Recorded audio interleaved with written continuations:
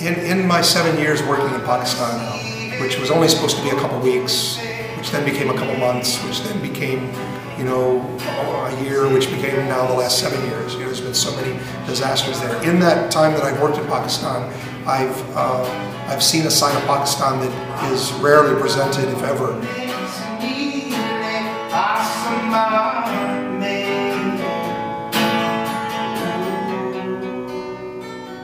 My name is Todd Shea. I'm the Executive Director and Founder of Comprehensive Disaster Response Services.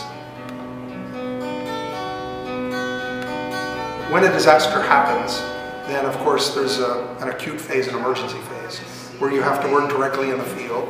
And when I'm there, I spend most of my time getting supplies together, managing the travel schedules of incoming and outgoing doctor teams, physicians, making sure that they have generator fuel, making sure that they have, their bathrooms and their camping supplies and tents and food.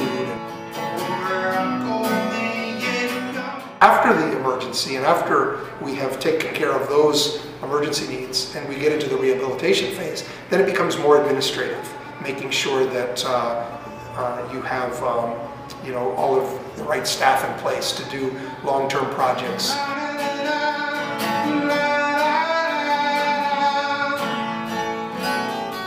In our case, we help, after disasters, we help villages and health systems in rural areas affected by disaster. We help them to reestablish their healthcare system that was destroyed or damaged by either an earthquake or flood or some kind of event.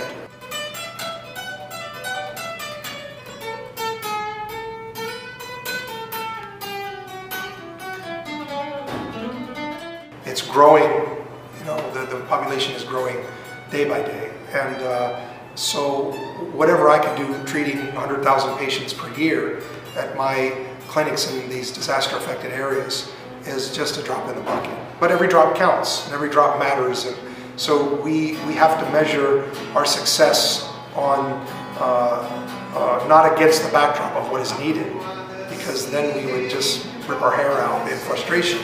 We have to look at each individual person we can help.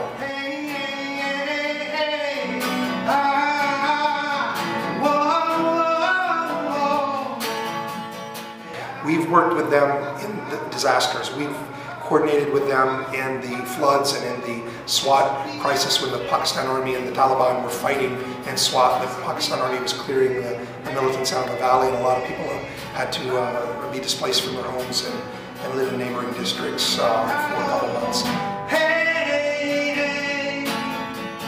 We were able to work with him and his son, who was managing their fleet of ambulances up in northern district, Mardan, near where all the people were fleeing Swat and coming down. And we were providing medical services at a small hospital called Trust Hospital in Muzaffarabad, which is just below the border with Swat and Bunir and District Mardan, and all the people that were escaping were coming through that area, so the hospital was just overwhelmed with patients.